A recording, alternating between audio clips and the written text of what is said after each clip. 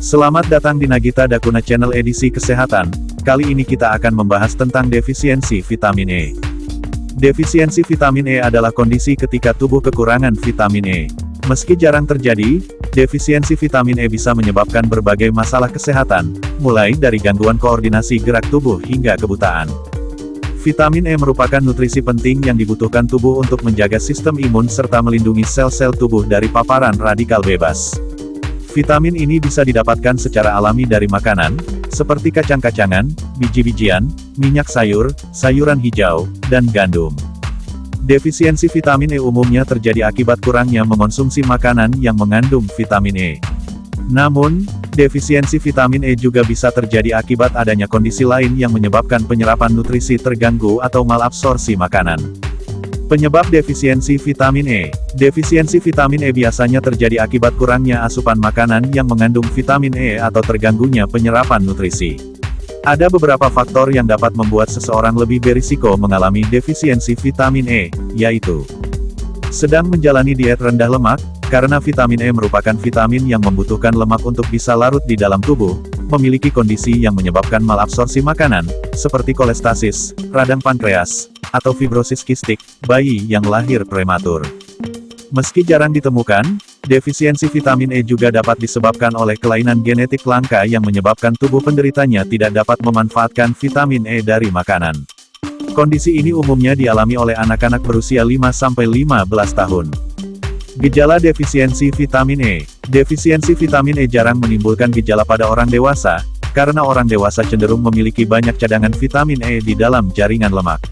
Sebaliknya, defisiensi vitamin E bisa berdampak lebih besar jika terjadi pada bayi atau anak-anak.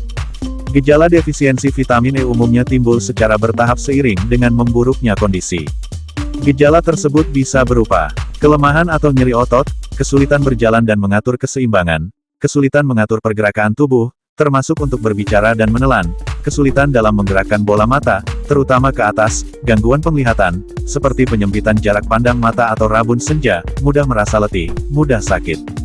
Pada bayi prematur, defisiensi vitamin E juga dapat meningkatkan risiko terjadinya anemia hemolitik, yaitu kondisi kurangnya darah yang disebabkan oleh pecahnya sel darah merah.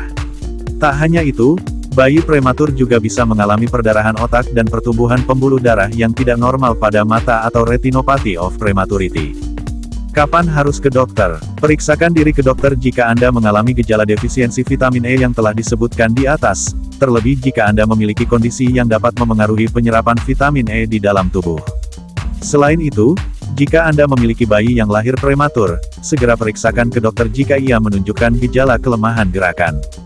Diagnosis defisiensi vitamin E. Dokter akan memulai diagnosis dengan melakukan tanya jawab mengenai keluhan dan gejala yang dialami, riwayat kesehatan pasien dan keluarga, serta gaya hidup pasien.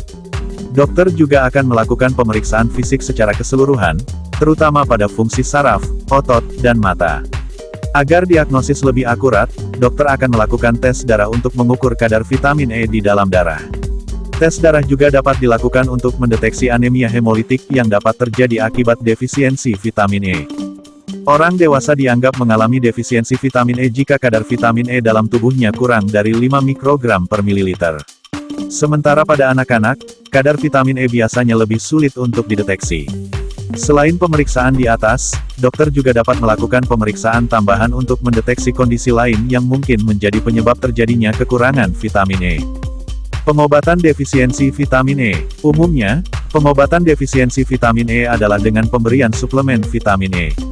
Suplemen vitamin E yang diberikan bisa dalam bentuk kapsul, larutan, atau tablet multivitamin.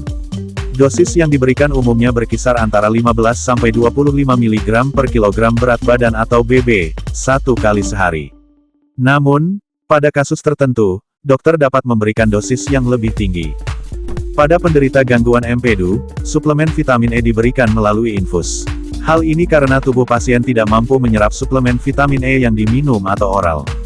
Komplikasi defisiensi vitamin E yaitu infeksi berulang, kebutaan, gangguan irama jantung, demensia. Pencegahan defisiensi vitamin E. Cara terbaik yang dapat dilakukan untuk mencegah defisiensi vitamin E adalah memastikan tubuh mendapatkan asupan vitamin E harian yang cukup.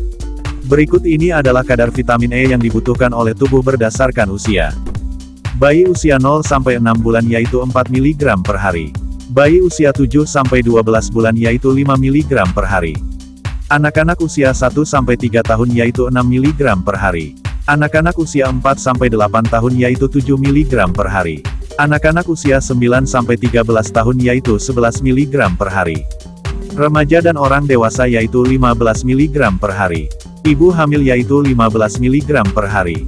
Ibu menyusui yaitu 19 mg per hari.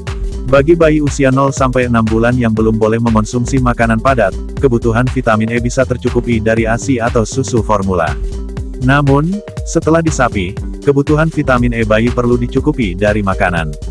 Makanan yang bisa menjadi sumber vitamin E antara lain kacang dan biji-bijian, sayuran hijau, minyak sayur, telur, kiwi, mangga. Selain dari makanan, asupan vitamin E juga bisa didapatkan dari suplemen. Suplemen vitamin E dapat diberikan kepada bayi prematur untuk mencegah defisiensi vitamin E, juga kepada anak-anak dan orang dewasa yang merasa asupan vitamin E dari makanannya tidak cukup. Perlu diingat, konsumsi suplemen vitamin E sebaiknya dikonsultasikan terlebih dahulu dengan dokter.